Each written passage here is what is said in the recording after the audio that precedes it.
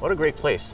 It's fantastic. The weather is great, and I'm loving the Computer History Museum. The weather's always great here. That's true. So first of all, how did you end up at Stanford and doing the fellowship? It's a little bit of a long story, but I got interested in legal innovation when I was working at Skadden Arps in London. And while I was in London, I really got immersed into the ecosystem of entrepreneurship and design. And then after leaving London and going back to Colombia, I pitched the University Sergio Arboleda to create a center for legal innovation and different things. And then all of a sudden the opportunity of the fellowship came about, and I applied with the backbone of the work that I had been doing at the university. Tell me a little bit about the experience so far. The experience has been fantastic. I got to Stanford to work on the intersection of design thinking and online dispute resolution. And my case study is focused on domestic cleaning ladies in Colombia. My thought process was that if I could solve that problem for what we call in design an extreme user, then taking that methodology to sectors that are more sophisticated should be way easier. So you're looking at domestic employees and how the relationships that they form offline could be handled online. But don't you have to somehow create an online contract? The key really is to try to figure out all of the different issues that arise in an offline relationship.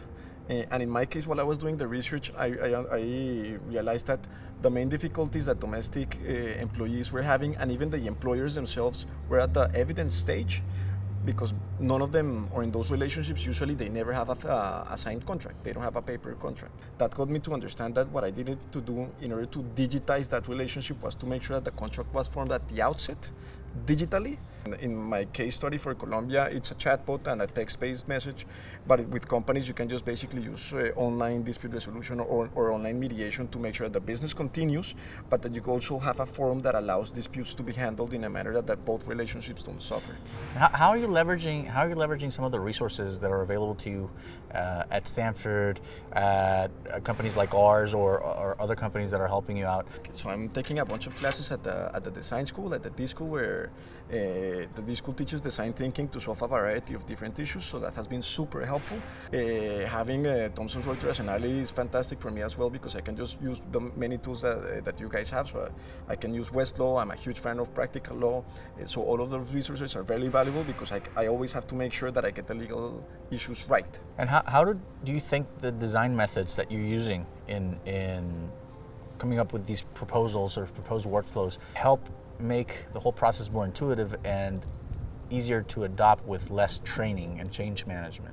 Yes, at the beginning, when you tell lawyers that you're going to use design methods, a lot of them are a bit skeptic, but once they actually get into it, they start to understand the value. And you can use very simple techniques like mapping a workflow in a big wall with post-its. So by having them in one room discussing with very visual methods, understanding that we can just prototype new workflows very quickly, very cheaply, very scrappy, without them having to be just perfect, that really helps change the conversation. Design thinking is all about customer centricity. It's really about putting yourselves in the shoes of the user. Once we really understand that, that's when we actually have a better grasp of what the problem is and how we're going to approach that. And design is not just about product. I mean, you can design the sales process, your go-to-market strategy, your operations. Design thinking principles can be applied anywhere in the organization. Completely. You can actually think about how to use design thinking when you're having internal meetings, or as you say, for strategic planning, thinking about new sales cycles. Just whenever you are thinking about reinventing something within the company, and also thinking about your products as well. It goes both internally and externally. And if you can use design thinking to redesign products, to redesign organizations, you can certainly apply design thinking to legal workflows. Completely. Thank you, Jose, so much for your time today. Thank you very much, Carlos. As always, it's a pleasure to see you.